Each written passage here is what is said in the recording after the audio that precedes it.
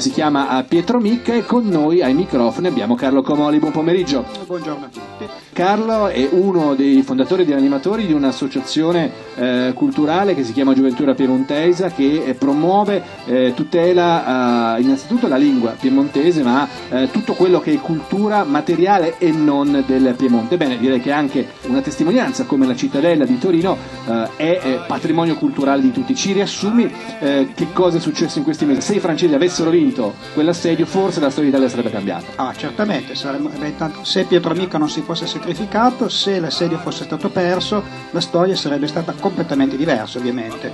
Noi saremmo diventati francesi, non ci sarebbe stata l'unità d'Italia, sarebbe cambiata la storia europea, quindi comunque da un piccolo, è veramente l'effetto farfalla, ecco, da quello che potrebbe sembrare un piccolo fatto storico, in realtà sono discese delle conseguenze assolutamente di ampissimo momento.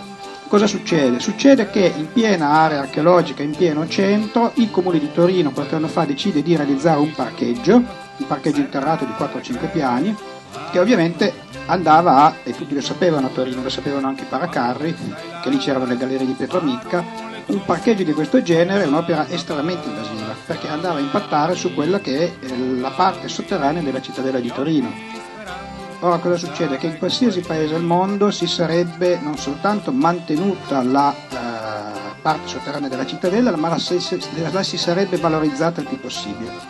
Pensiamo cosa fanno in Francia, che a volte hanno 4 pietre e riescono a fare delle attrazioni turistiche, e qui invece tutto il contrario, quello che abbiamo non soltanto non lo valorizziamo, ma il più delle volte lo si distrugge. Qualcosa è già andato distrutto. Sì, certo, qualcosa è già andato distrutto, nel senso che la principale galleria sotterranea, che era la galleria magistrale, è stata distrutta per oltre 80 metri, e questo è un danno assolutamente, per molti versi irrecuperabile, anche se andrebbe ricostruita. Pensiamo a certi centri storici in Germania, tipo parte del centro storico di Dresda, ma non soltanto, che è stato ricostruito. Qui bisognerebbe fare la medesima cosa, sarebbe da ricostruire quello che è stato distrutto, ma una parte dei rimedimenti sono ancora lì, perché comunque qualche cittadino si è accorto dell'enormità della cosa, di quello che stava avvenendo, si è arrampicato anche letteralmente, fisicamente, sulla staccionata di metallo che era stata messa apposta perché non si vedesse, perché qui le cose si devono fare di notte in maniera da non disturbare il manovratore.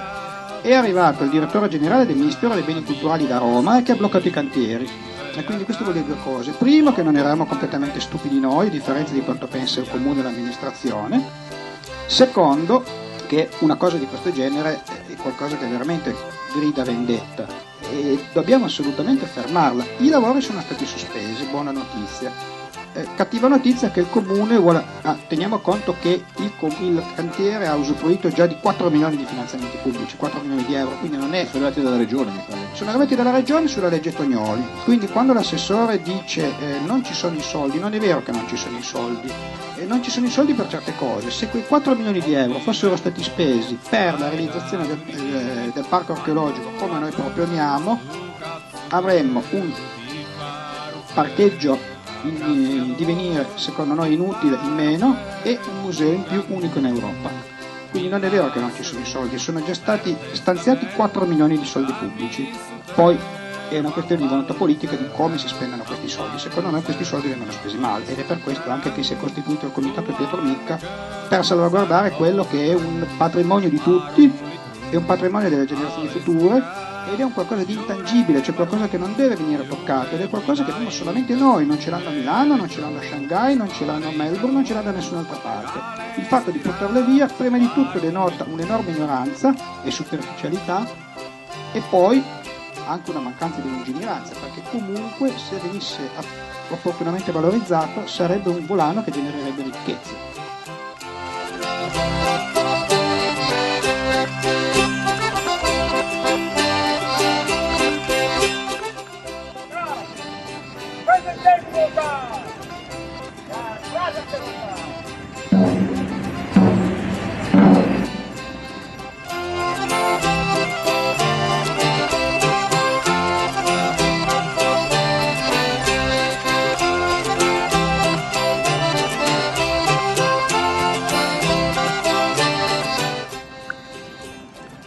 Compris.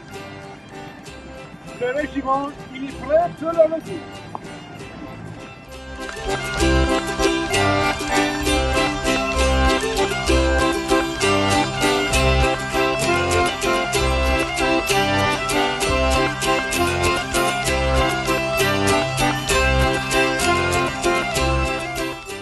chiese di Ginò e Saint-Rémy. In nome e per il mandato di Sua Altezza Reale Vittorio Amedeo II, prendo in mano questa operazione per ricordare a questa città la nostra storia, i nostri avi che hanno difeso quelle muraglie. Écoutez bien le commandement. À tous les bateaux, portez bien vos armes. Garde, portez bien vos armes.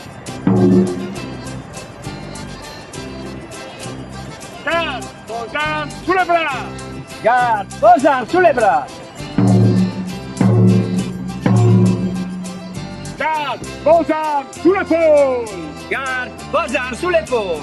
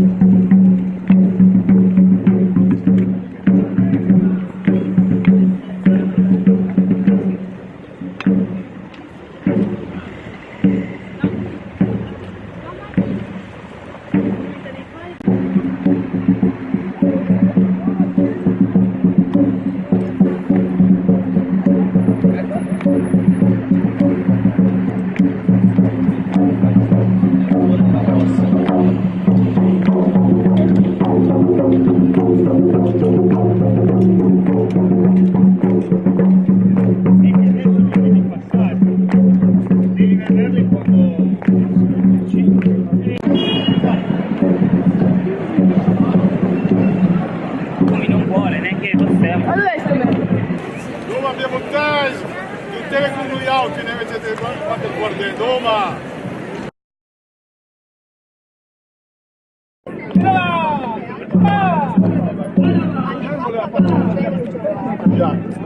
Già, dove Passuma? Allora ormai sei diventato.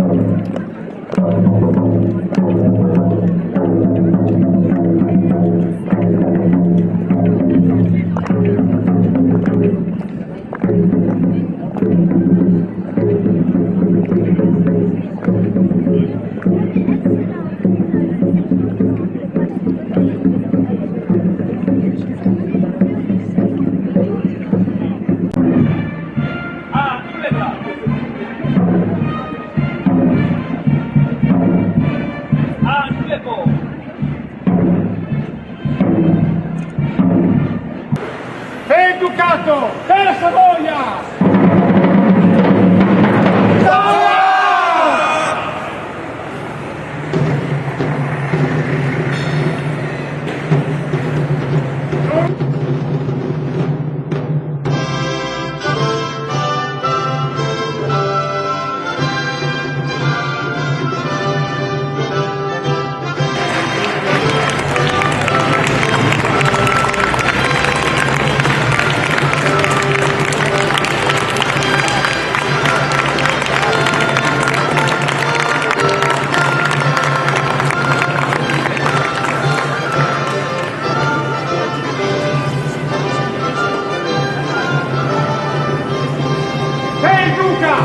Ducato! E inoltre la Savoia!